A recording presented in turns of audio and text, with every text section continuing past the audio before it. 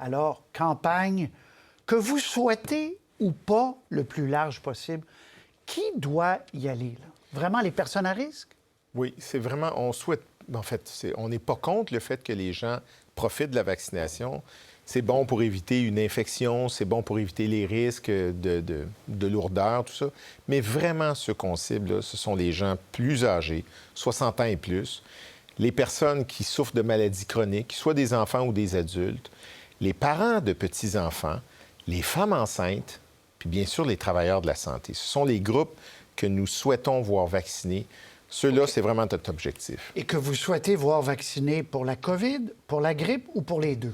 En fait, c'est pour les deux, parce que ce sont deux maladies qui s'installent à peu près dans le même repère de temps. On a plus de COVID en ce moment. Il faut s'attendre à ce que l'influenza arrive inévitablement. On l'a chaque année.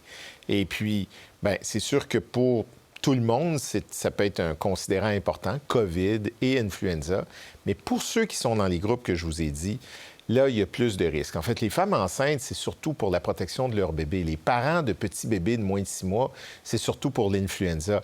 Mais les groupes dont je vous parle, les immunosupprimés, malades chroniques et surtout les personnes plus âgées, ça, c'est les deux, la COVID et l'influenza. Et on l'a fait l'année passée, ça a bien été. Là, on a un nouveau vaccin qui est assez spécifique sur les variants XBB 1.5. Je ne veux pas rentrer dans les détails, mais ceux qui circulent en ce moment sont tous liés à ce variant-là. Alors, on a un vaccin de Moderna. Aujourd'hui, on apprend que Pfizer est homologué, donc il se rajoute dans notre arsenal dans quelques jours.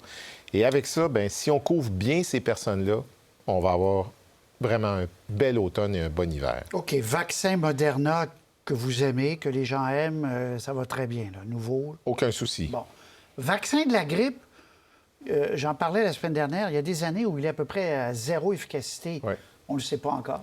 On ne le sait pas, mais on se fie à ce qui est arrivé sur l'hémisphère sud. Alors, c'est pas un vaccin monovalent, là. Il y a au moins 4 composantes dedans, du H1N1, du H5N3, tout ça. Alors, on est capable de suivre ce qui se passe dans l'hémisphère sud et d'espérer que ce soit la même chose, qu'il n'y ait pas trop de mutations. L'année passée, on a eu 60 d'efficacité. Pour le vaccin de la grippe, c'est très bon. Évidemment, la COVID, c'est une efficacité plus grande que ça encore, mais jusqu'à maintenant, on a des preuves solides que c'est vraiment bon. OK. Ça commence le 10 octobre pour tout le monde, enfin, oui. Mais comme vous dites, les sous-groupes que vous avez mentionnés, 60 ans et plus, à risque, etc. Et où est-ce que vous allez déployer plein de cliniques? Oui, d'abord, la semaine prochaine déjà, on se déplace pour aller en CHSLD, en RPA, dans tous les lieux où il y a des regroupements. Ça, c'est un déplacement qui va durer quand même quelques jours, quelques semaines. Mais comme vous le dites, le 10 octobre, c'est ouvert partout. Donc, tous nos centres de vaccination, qui sont maintenant des centres de services locaux, vont offrir la vaccination pour la COVID, pour l'influenza, même pour le pneumocoque et pour d'autres choses, le zona, etc.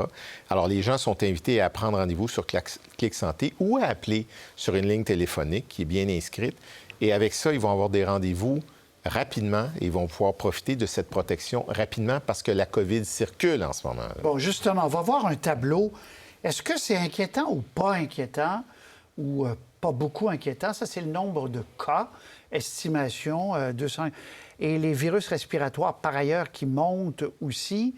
Mais en termes de cas, est-ce que il y a un début d'inquiétude ou on savait que ça allait revenir comme ça? Bien, on savait que ça allait revenir. Là. Ce sont des cycles que nous voyons s'installer. Puis vous l'avez vu, là, au fil des dernières années, c'était des vagues. Là, les vagues sont plus petites parce que les gens, pour beaucoup, sont déjà vaccinés pour plusieurs ou ont fait la COVID. Donc, la manifestation est moins grave. Mais le nombre de cas, on n'est pas étonné, ça continue à monter. Il y a encore de la contagion. On est à peu près au même niveau de circulation du virus que nous étions à l'automne, pas à l'automne, mais que nous étions à l'hiver passé. Donc, c'est assez important en ce moment, mais on n'est pas craintif pour nos hôpitaux. C'est pas la même chose qu'il y a quelques années. Là, on a, puis inquiétez-vous pas que nos ministres nous posent la question beaucoup. Nous, on regarde ça évoluer. Dubé veut savoir, parce qu'on va voir la courbe des hospitalisations. Mais il y a presque personne en soins intensifs. Très peu. Ça vous dit quoi? Ça veut dire que la plupart des gens ont une immunité qui leur permet de combattre la maladie. Mais malheureusement, on a déjà des gens, des fois, très âgés et plus fragiles qui font une COVID et qui, ça ne nous sert pas à grand-chose de les amener aux soins intensifs. Ça va évoluer pas très bien. Alors, on a des décès, on veut les éviter. On a des hospitalisations, même aux soins intensifs, vous le disiez, mais jamais dans les proportions qu'on avait avant.